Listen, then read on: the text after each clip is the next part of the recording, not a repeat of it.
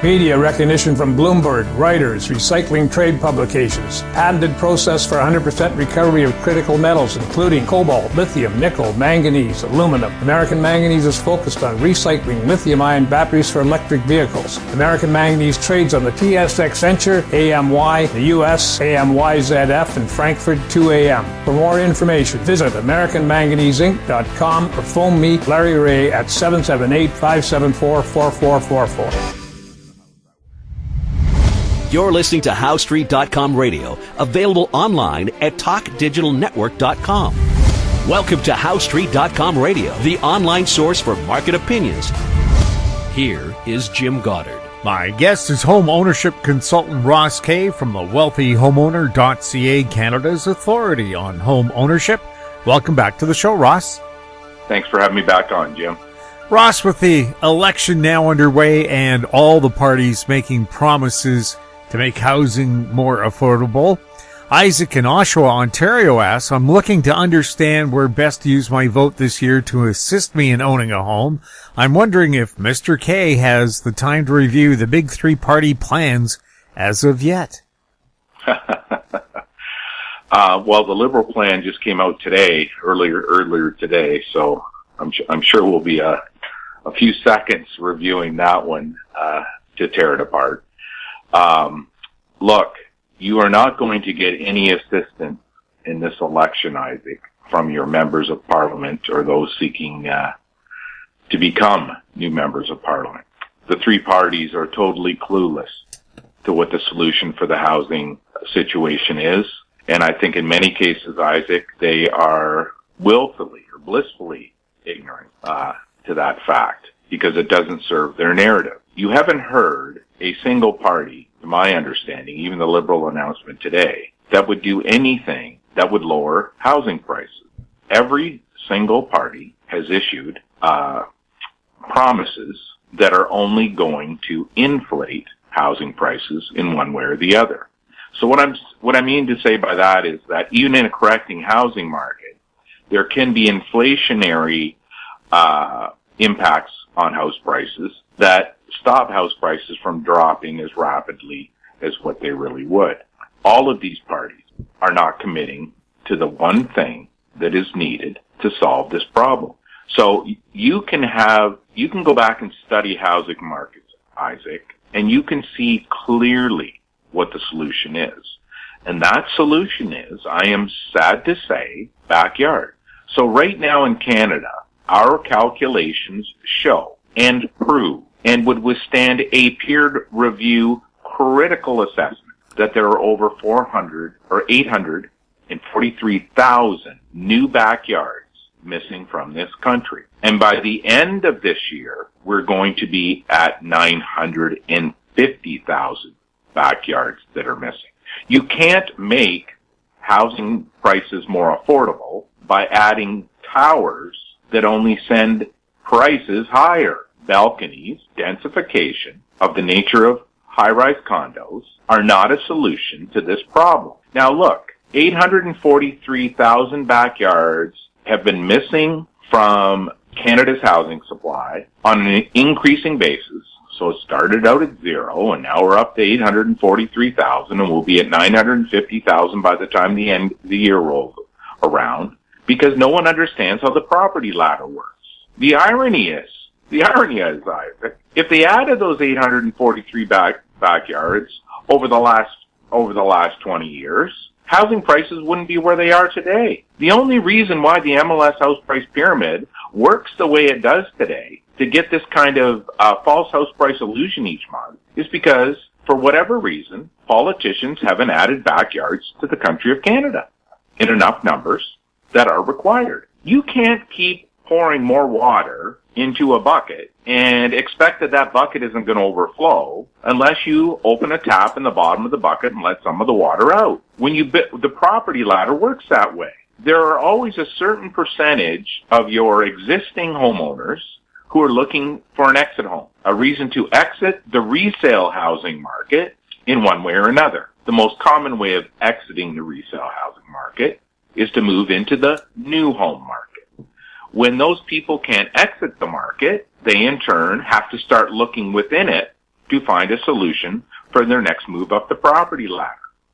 When you're not letting those people exit the market, they naturally inflate average price even higher on your local MLS system, which becomes your provincial MLS system, which prevents your Canadian MLS system, or Canadian Real Estate Association, the trade association. And you don't hear any of that going on right now, Isaac. What you're hearing is, we need to we're going to build a million new homes. No. You need to add 1 million new backyards. By the end of 2022, next year, Canada is going to be short over 1 million backyards. And it's only going to increase going forward. If our immigration levels hit back to 300 to 400,000, as the Liberals are promising that they would do if they come back into power, that means you need even more backyards. You're getting further and further and further behind the queue. The irony of this is, you think of the awesome impact that has on your economy. Imagine if tomorrow one of the parties said, we are committing to building 1 million new backyards in Canada. Well, let's go further. We're not going to put that much pressure on them. We're going to add 1.4 million new backyards in Canada by 2025. This is how we're going to do it. You know all those people complaining about working for low wages in restaurants today, Isaac? They're in the trades tomorrow getting trained to be a carpenter, a plumber, an electrician, because the amount of staff that you need to build that number of single detached homes does not exist today. All those kids in high school who are the kids that are running around, the people who maybe really don't enjoy certain aspects of study, they're looking for a place to get a job. They don't want to have to work in a kitchen at minimum wage. They would much rather work as a carpenter earning double that. Instead of house prices going up in the resale market, now the house prices don't go up at all. So you're not wasting money by paying realtor commission. You're not wasting money by having more mortgage debt being booked in order to facilitate people moving up the property ladder. That's only possible with exit homes. You have to build exit homes. If you look at the demographics of our nation, the demographics of the home ownership base in Canada, you can see that there is basically 2 million homeowners looking to exit the market over the next 10 years. So in some way, if you caught up, if you built that 950,000 we're going to need by the end of the year, the rest of the decade would take care of itself, because you had built the houses that those people could exit the market to, and then in turn, the next generation could take the next step up the property ladder, and then you could revisit your housing stock again 10 years from now to see how successful your decisions have been made. None of the parties are even discussing it. We're hearing stupid things that sound like it's the Canadian Real Estate Association talking for the 30th consecutive year. Higher RRSP first-time home buyer credit. Nonsense. Terrible advice. No need for that to happen. Will not help affordability at all. All it will do is drive up prices in the resale market and make realtors more commission. I'll bet you that's why the Canadian Real Estate Association is lobbying for it. I just saw before I came on today, I noticed the Canadian Real Estate already has sent out a negative view on the end of blind bidding. They won't tell anybody why they really want blind bidding. They even don't want to tell anybody why they say that there's still going to be bidding going on. The truth of the matter is, if you end blind bidding, a new business model can be created in the real estate sector that cuts commissions in 3/4. You take 75% off the commission. This has been warned about in the industry for over 20 years. And here we have it today. The Liberals say we're going to end blind bidding, which is lunacy in itself, because your provincial governments control your Real Estate and Trading Act, not the federal government. So the Liberal Party is coming up. They're so incompetent on the housing file, they don't even understand that they can't end blind bidding. It's the provincial governments that make that decision. That is a provincial part of decision to make. So what I'm going to tell you is this: a housing correction helps everyone. You need to be preparing yourself to take advantage of that. Politicians are not going to help you. The Canadian Real Estate Association is the single largest trade association in Canada. They are the biggest lobbyers of government, from your local city to your provincial governments to your federal governments, of any other trade association in Canada. They make Unifor and the teachers' unions look like they're juniors. It's the largest trade association in Canada. They are not going to let anything happen to their commission earnings. There's nothing wrong with that. Like, you have to accept that's what the Canadian Real Estate Association's job actually is, to protect the commissions of their members at all costs. It is not to tell the government how to reduce house prices.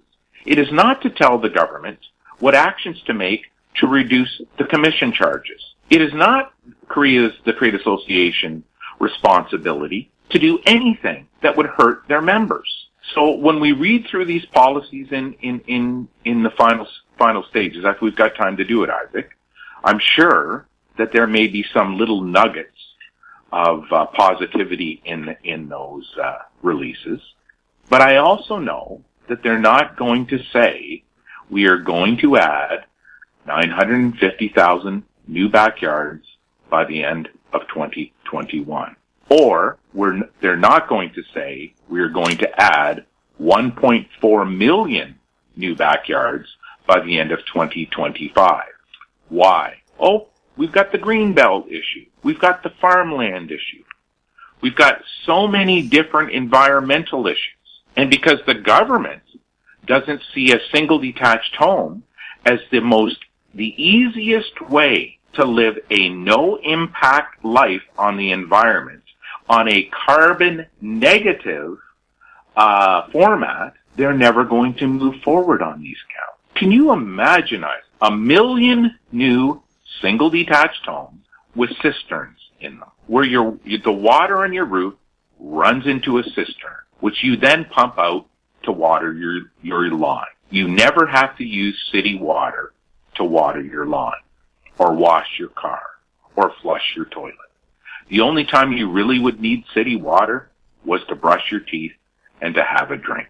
Imagine 1 million new single detached homes with backyards, all powered by solar, fed into the grid, wiping out the need to build out more capacity in our hydro system. Imagine all of these wonderful things that would happen with the addition of 1 million new backyards, the jobs, the lives for people that you could build, on top of the fact that the resale market would have housing prices be lower than what they are today, and to stall future gains from happening. Why aren't the politicians talking about this? When we can prove, withstanding the most critical review possible of our data, that this is the only solution that has ever in the history of the world been a solution to housing affordability.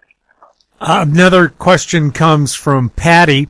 She says, much of the housing talk seems to be about people giving up and considering renting as a permanent lifestyle. She says, we're depressed and ready to give up. Bankers are now recommending we rent our entire lives.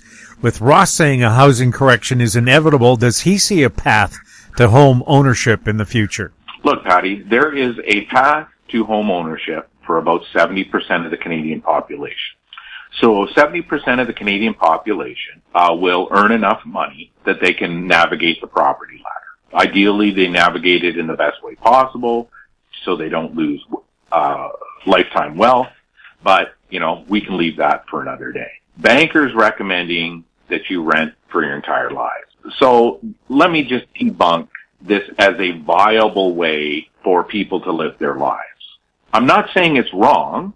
Okay, if you make a conscious choice to do that, so be it. I'll use this reference. If my wife and I decide to buy a motorhome and spend the next 2 years touring Canada in it, that is a choice my wife and I make. There's nothing wrong with that choice. Some people may think it's crazy. People may think it's an okay idea. My own kids may think that I'm crazy. But that is an okay choice for us to make. You're going to look from it from a dollars and numbers standpoint and make your decision.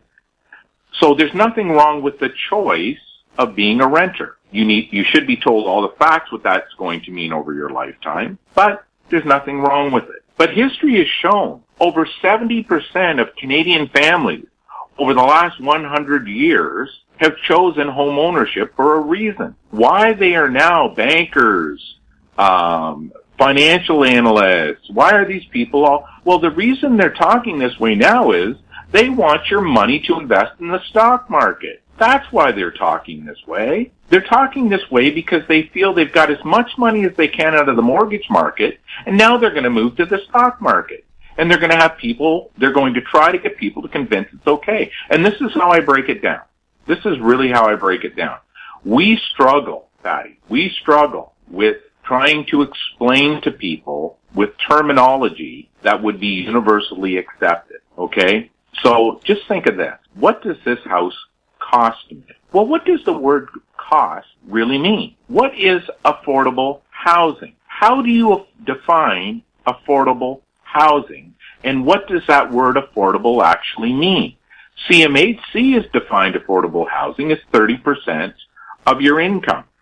Okay, so what CMHC is telling you, it's okay to give 30% of your income to a landlord. Okay, nothing wrong with that if that's the decision that you make. If you can get a higher quality and quantity of housing as a tenant, go for it. Do it. That would be a good choice. But I know that's virtually impossible. Now, what they don't say on the other side when they're talking about affordable housing is that if I pay $3,000 a month out of my paycheck towards owning a home, and $1,500 of that is paying down my principal, I'm actually only spending, or the cost is $1,500. So if I was spending $2,000 renting the same house, and if I'm spending $1,500 owning the same house, I'm ahead by $500 a month. Why don't they talk about that? I see all these comments about house price to income ratio, and I just shake my head. And I think of myself as a young real estate salesperson. If I had been sitting in an office counseling a young family, and my dad, sitting in the other office, heard me open my mouth and say, oh, this house is only 3 times your income, he would have been jumping out of his chair. He would have been coming into the office. He would have been giving me a dirty look and telling me to come out of the office and talk to him, because I wasn't trained that that's how you should tell people what a house costs them. In 1989, we were sitting down with hundreds of first-time buyers. Well, not in that year, say over a 5-year period, hundreds of first-time buyers, and telling them that they were going to spend 15 years of their income owning their home. Most of them couldn't believe us when we told them that. We would often say, well, look, bring your parents into the office, and we'll sit down and we'll go over the numbers and we'll show you how it works. We loved having parents come into our office meetings because parents, seeing the numbers before them, would shake their head yes, because that was their context as they owned their homes. It cost 15 times your income in 1989 to buy your first home. It cost 15 times your income in 2021 to buy your home. You're hearing this from someone who's telling you not to buy a home right now because this is not the time to buy. You're hearing this from someone who says housing bubbles are real, housing corrections are real. I've lived through them as a sales rep. You're hearing this from someone who's saying with no ulterior motive, because they can't make a buck from you on your decision to buy, 15 years of your income in 1989 and 15 years of your income in 2021. CMHC was lending money, will lend you less money in 2021 than they would lend you in 1989. You just don't see it that way because you're measuring what they're lending you in the dollar amount and not what you have to repay. Obviously, if you're going to borrow $100,000 and they're going to charge you $200,000 of interest over the 25-year period, that mortgage was costing you $200,000. So when you hear these comments about it's okay to rent, it's all virtually impossible in North America, in a modern, vibrant city, which is almost all Canadian cities, by the way, to rent the same quality and quantity of house at the same cost that it does to own it. The bankers simply want to get you into a life of rental, so you'll invest more money in the stock market.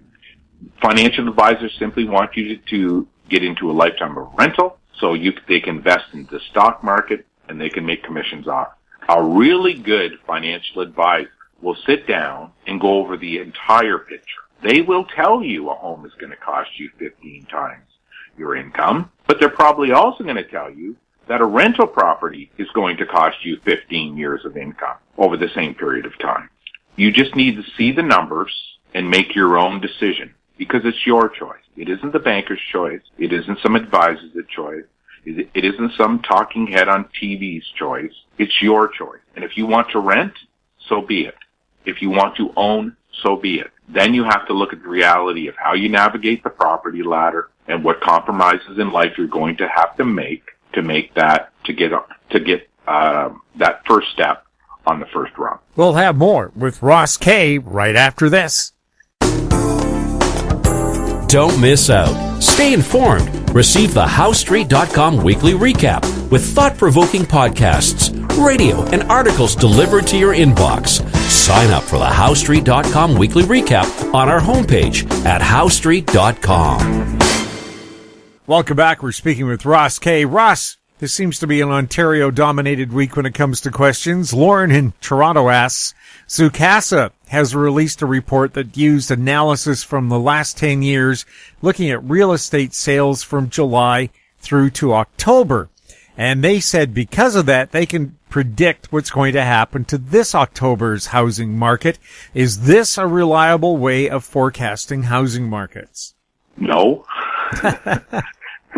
If it was even remotely a normal way, or if it was even remotely true, do you not think that there would be thousands of studies that proved it to be so? It is the most ludicrous thing that, I'd say it's the most ludicrous thing. It's one of the ludicrous things we hear every day. Someone started to going down a foxhole with their housing analyst trying to find the secret juice, which we own, and they came up with this answer, or this way of marketing it. You know, I liken this to some stockbroker going on national television and telling everybody that he had this new special way of looking at stocks that were purchased in the spring and stocks that were purchased in the fall. And from those two comparisons, you're going to be able to turn what the stock market is going to be in December. Ludicrous. They would be laughed off the face of television. It's so ludicrous because in the stock market, there literally would probably be hundreds of thousands of people researching this and finding out to see if it was true. And they would know that it wasn't. And that's the same thing that's going on here. You have an inexperienced brokerage called Zoocasa Brokerage, who has no experience in MLS systems, no experience in the housing market in comparison to some of the big selling agents, single agents that are out there. No office inventory, looking to sustain their real estate website, which now is basically a sold site for those people who want to use it. You cannot look at a July's sales and then extrapolate that into October. You certainly can't do it over a 10-year window. You certainly can't do it over the last 10-year window. So let me explain to you why you can't do any of these sort of things. It's just insanity to try to come up with it. A housing market is on an upwards trajectory or a downwards trajectory. That has nothing to do with July and October. If your market is on an upward trajectory through July to October, October sales are going to be higher than you would have forecast if it was on a downward trajectory. This is a black and white issue. It is recorded in thousands of MLS data sets across North America. This is not debatable. If there was any, last 10-year period is what they used. Okay, So that means we're going back to what, 2010? Okay, 2010, well, that was the first year after the Great Recession, wasn't it?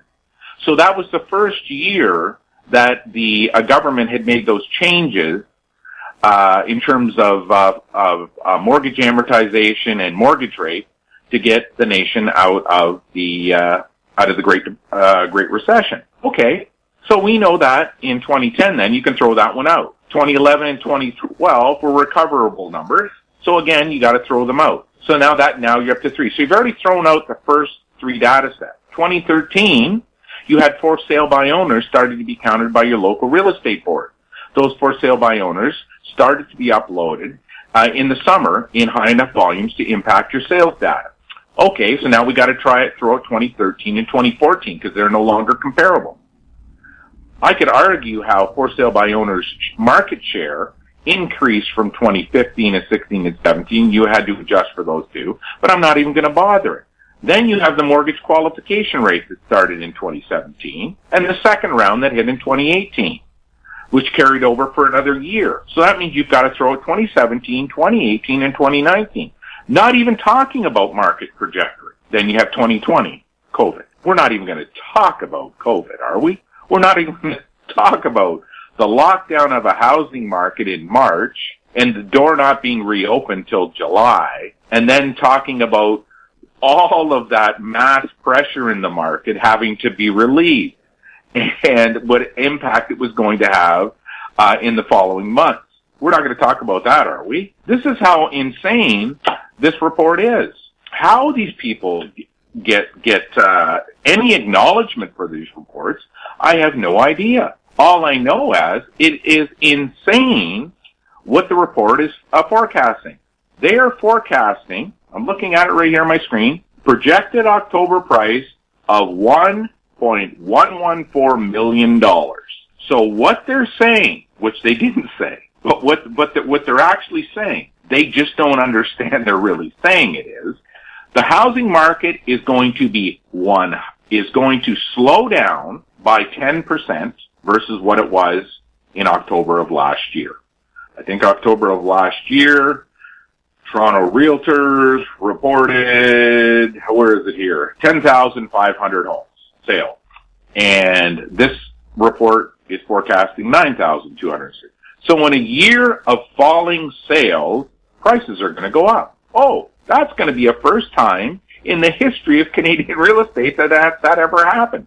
There's not an MLS system in Canada where that has ever happened in the last 40 years. They're also saying that October is going to be the highest price, a higher price than what the price was in May of this year. Housing prices are going to be higher in October than they were in May of this year. Oh, that would be a first, wouldn't it? Except for COVID. Do you know what the sales mix would have to be with a drop of 1,300 sales year over year in October and an added over October of last year? What's the number here? 150,000. 150? Yep, $150,000 higher average selling price. So your sales are going to drop by 1,300, but your average price is going to go up by that amount. You know something? That would have been an okay call in May when the actual market rolled over from the fall numbers of 2020 when they finally that sales period finally flushed itself out at the end of March. That call might have been okay then because you could have supported it with some basic grade 5 math. You can't support it with grade 5 math on the numbers that she's forecasting there. So what you have here is another case in point where someone unqualified to talk about a housing market is given a national platform to pretend that they do because that national platform gives them credibility, implied credibility, when simple math makes them look like total goofballs. So my conclusion to that one, Lauren, is that it's one of the most funniest forecasts I've ever seen. If it was that simple, every single real estate agent in Canada would be doing it because the Canadian Real Estate Association would have been training them to do it. If it was really that easy, then the Canadian Real Estate Association's economists certainly know more than a real estate broker who doesn't sell any houses or sells very few houses. Obviously, they don't do it. The Toronto Real Estate Board, who's been in existence for 50, 100 years, with some of the highest selling agents in the country on those boards. Oh, by the way, those agents never ever appear on TV, by the way, folks. They would know that this is the secret juice. It's not. You have to work, sell thousands and thousands of homes, study housing markets for decade after decade, help build the MLS system, understand why housing market metrics are what they are, why they were created, what they were intended to do. And only then can you start to begin to understand the fundamentals of a housing market that allow you to forecast that the public can rely upon. Forecasts that young families are going to commit 25 years of their income to as a result of. Ross, thank you so much for chatting with us. Thanks for having me on, Jim. My guest has been home ownership consultant Ross Kay from the wealthyhomeowner.ca. If you have any questions for Ross, we'll ask them for you if you send them to info@housestreet.com. Find us on Twitter @HouseStreet. Our YouTube channel is Talk Digital Network. We're also on Facebook. I'm Jim Goddard. Thank you for listening. Comments made on HouseStreet.com radio are an expression of opinion only and should not be construed in any matter whatsoever as recommendations to buy or sell any financial instrument at any time.